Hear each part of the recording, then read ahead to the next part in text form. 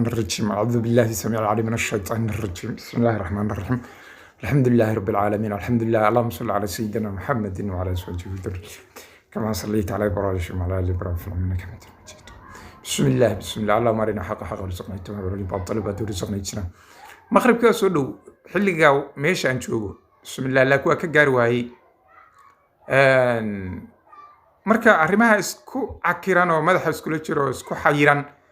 ee ay ka cilaadahay Soomaaliya hadda ay dul taaganta ku dul dhacday waxa weeye mahmaha bay soo xasuusinaysaa Soomaalidu ku mahmahdo wadaan hoos qalooc kaga soo baxday kor kuma toosto wadaan hoos qalooc kaga soo baxday kor kuma toosto sababta ugu weyn oo ay ku salaysan tahay ama ku qotonto ama asbaabaha ama sababaha ay ka kiciladahay Soomaaliya oo la rafanayso lagdaala dhacayso waxa weeyaan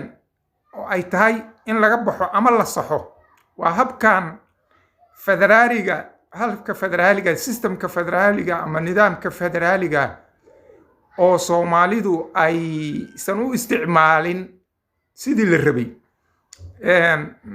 rabay ma isticmaalin. Allahu akbar. Allahumma salli ala Muhammad. Soomaalidu nidaamka federaaliga oo Soomaalidu ay dooratay ama la yimid ay la timaaday waa mid ku dhisan qabiil maaha mid gobol ku dhisan bal u fiirsada oo ku noqdo oo eega oo dhuuxa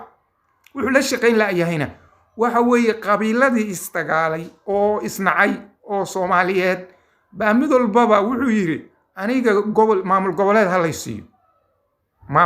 halaysiiyo ama maamul goboleed halay aqoonsado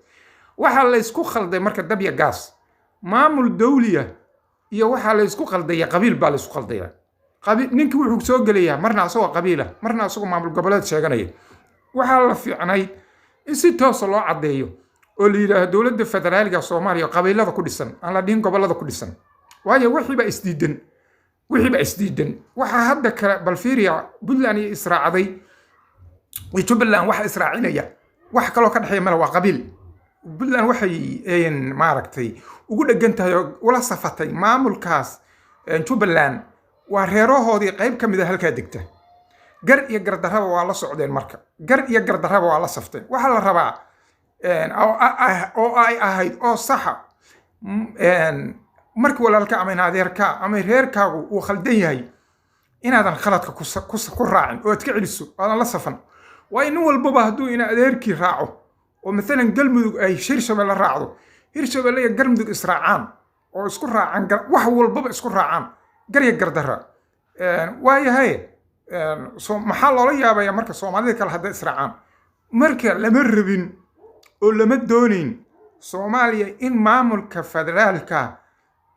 lagu soo dabaalo in isdhibishiin Soomaaliya ka dhacdo laakiin maamulka federaalka ama qaabka federaalka oo meel looga dhacay oo lagu xadgudbay oo wax la yeelay weeye waxa had wax la shaqeyn weeye maamulka federaalka oo Soomaaliya maahan kan Mareykanka oo kale maahan kan Ingiriiska oo kale maahan kan Itoobiya oo kale raggii lahaa ama Soomaalida qabtay inuusan Soomaaliya kaba shaqeyn karin kaba hirgeli karin maamul federaala oo gobol ay ku wada noolaan karaan dad kale isra aan islahayn laakiin gobolka wada degan oo hal dawladda oo ka kooban maaragtay dad kala duwan isra kala duwan laakiin gobolku mudeeyo dhulku mudeeyo maamul goboleed ku saabsan ama state ku dhisan ba adduunka laga yaqaan laakiin Soomaaliya waxa weeye anigu daarood baan ahay gobolka anaa degay dawlad halayga dhigo anigu hawiyaan ahay gobolka anaa degay dawlad halayga dhigo anigu fulaan baan ahay gobolka anaa degay dawlad goboleed halay sameeyo anigu reer hebel baan ahay gobolkayga dawlad goboleed loo sameeyo marka dawladii federaalka ahayd oo dhan NGO baa laga dhigay meesha haddii Puntland ay fiican tahay oo Puntland ka fiican tahay markii Puntland ay cabatay oo qaylisay oo tiri maxaa lay keenay waa garteed maxaa ciidamada lay keenay Soomaaliya maxaa loo keenay gobolka Puntland oo ciidankii Soomaaliga ahaa oo Soomaalidu iska lahayd oo dhaartay oo Soomaalida dhaqaalaheedii lagu soo tababaray markii loo diiday Puntland ay ka cabatay maaragtay Puntland maxaa laga rabay inay tiraahdo annagana ciidanka qaranka naloo keeno haddii mar Puntland ay dhifsatay oo qoonsatay oo ka diday ciidanka qaranka Soomaaliya Puntland hala keeno ciidanka qaranka Soomaaliya Puntland hala keeno laakiin Puntland waxay rabtaa inay tiraahdo dowlad goboleed ka tirsan Soomaaliyaan ah bal u fiirsada subhanallah dowlad goboleed ka tirsan Soomaaliyaan ah isla markaa dowladii federaalka ma ogoli inay ii timaado inay dowladii federaalka aan ka tirsanaado wasaaradii dowladda federaalka ay ka shaqeeyaan Puntland wasaaradii gaashaandhigga dowladda federaalka wasaaradii beeraha wasaaradii maaliyadda wasaaradii oo dhan inay Puntland ka shaqeeyaan booliiska federaalka inuu Puntland ka shaqeeyo militariga federaalka inuu Puntland ka shaqeeyo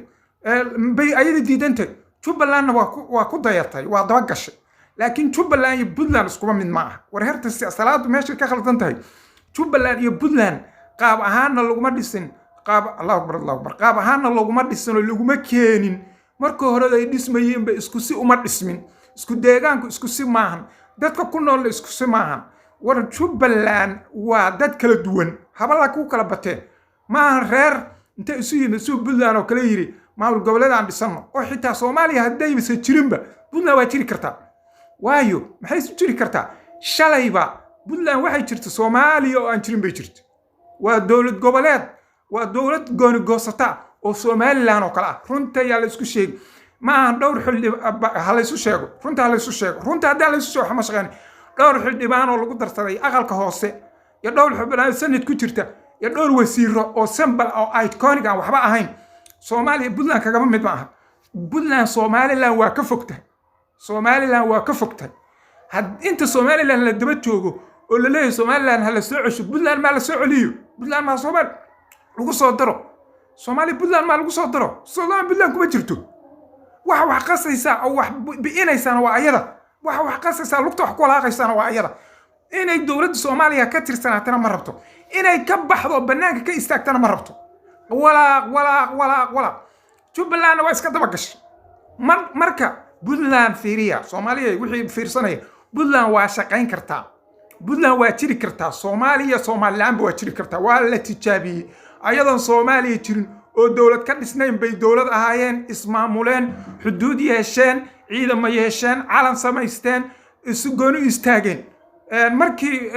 markii dambana ayaga waxay soo jeedeen wax federaal ku sheeg ah oo ayagu og yihiin inuusan shaqaynin laakiin Soomaalida kale lagu jahwareersinaya waxa dhahan Soomaaliya federaal ha laga dhigo maxay uga dhigayeen ayagu gooni weyn markii hore u taagnaay waxay diidayeen isku darkii sidii hore oo dowladii kaliya ama unity ahayd ama dowladda dhexe Soomaaliya maadaama ayaga lala dagaalamo beel ahaan loola dagaalamay waxay ka baqayaan cabsi weyn ka qabaan ayagu argagax ka qabaan aad isaga ilaalinayaan dowladda dhexe oo Soomaaliya haday soo noqoto in ay Puntland xoog ku qabsato oo sidoo kale ay layso reer ahaan u layso Somaliland iyo Puntland cabsidaas ay qabaan baqdintaas waxa u geysay wax ma aragtay aan soconayn oo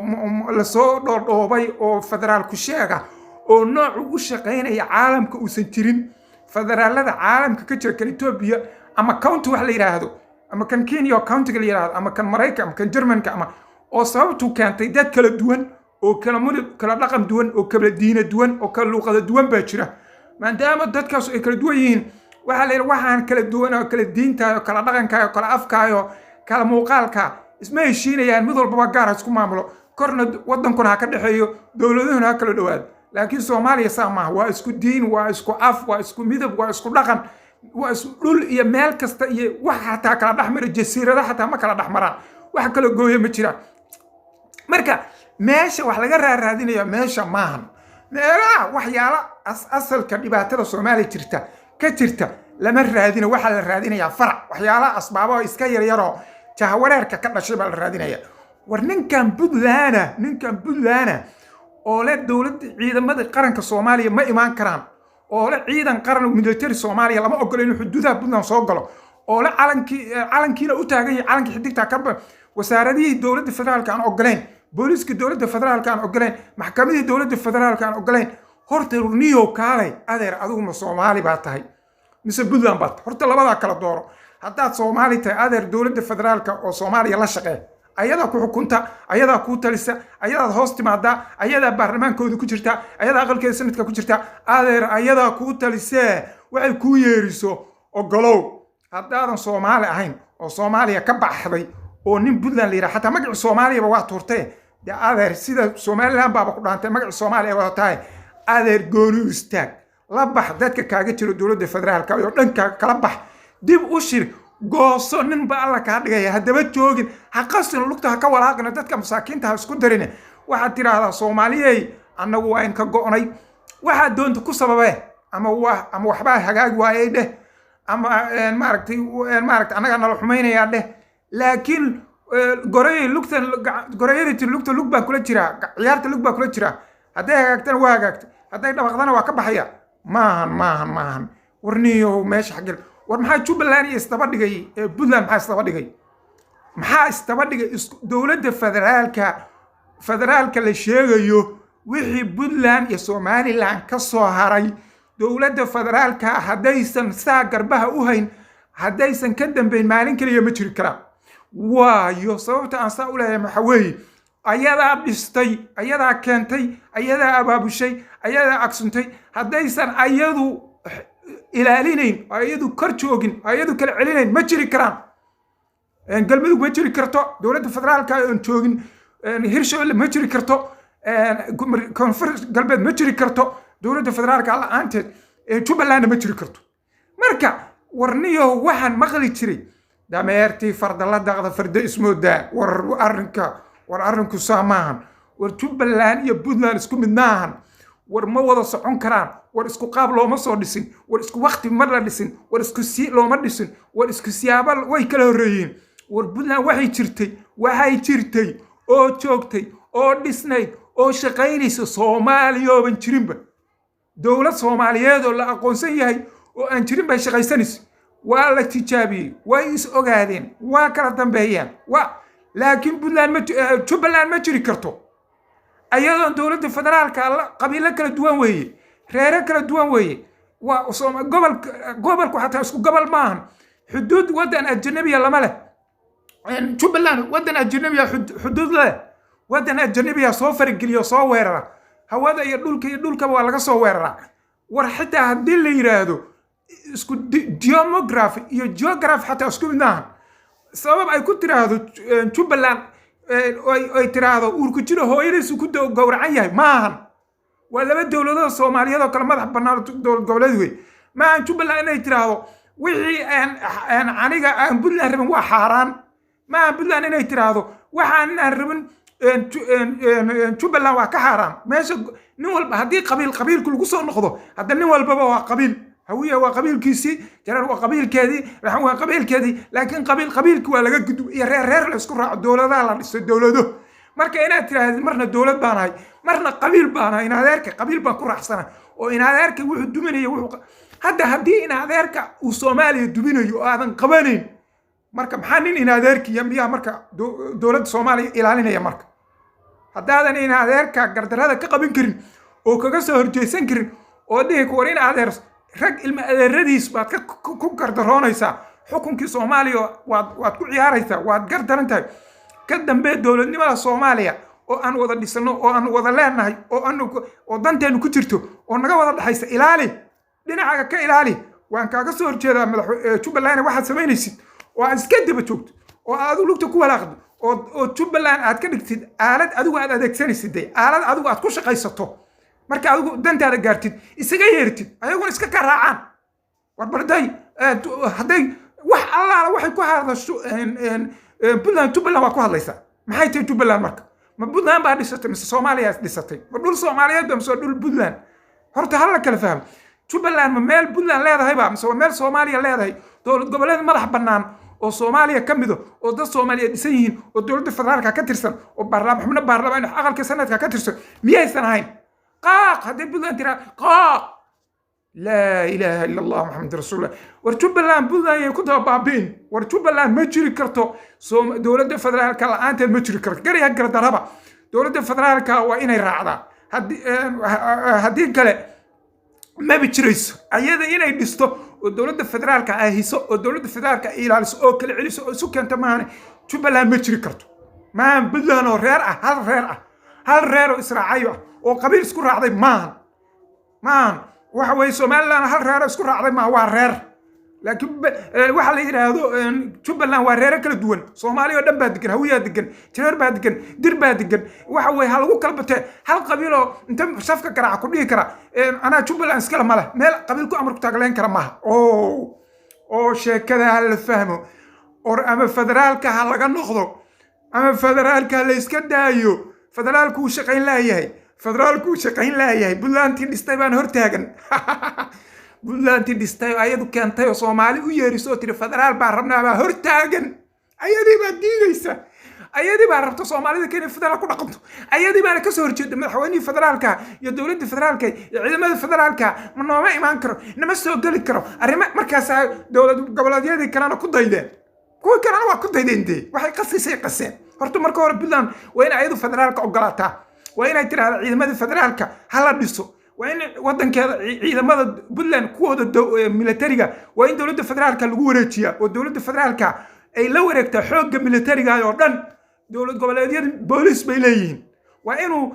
madaxweynaha dawladda federaalka uu madaxweynaha Puntland amri kara waa inuu ka celin kara oran jiray George uu bedeli kara inta soo fargeli Puntland ka saar kara oo dhigi kara xataa Puntland soo fargelin kara waayo Soomaaliya ka tirsanta asaga u taliya madaxweynaha dawlad goboleedka state America kamida jooga Suudaan ma samayn karo madaxweynaha dawlad goboleedka Ingiriiska Suudaan ma samayn karo kan Ethiopia Tigrayga marka iswaalwaaleen wuxuu ku dhacay waa loo jeeday war sheekada ma socon karto in federaalka laga noqdo oo federaalka dhanba laga guuro oo dawladda hoose Soomaaliya xog badan la soo celiyo iyo in Puntland Soomaaliya ka baxda maahane waxaan ma shaqaynayaan sidaan ma shaqaynayso ma anaga xoolo ah anaga miya caaqa ma anaga xoolo ah ma anaga wax naloo sheegaya ma anaga maaragtay wax alaal wixii la rabo naloo yeerin kara maalin kasta waxa weeye waxa is haysta madaxweynaha Puntland madaxweynaha federaalka isgarab ordaya oo wax alaal wixii dawladda federaalka ay yeerto Puntland ba hortaagan oo diidaysa maxay tahay dawlad goboleed miya Soomaaliya oo dhan u xayirnaanaysa marka no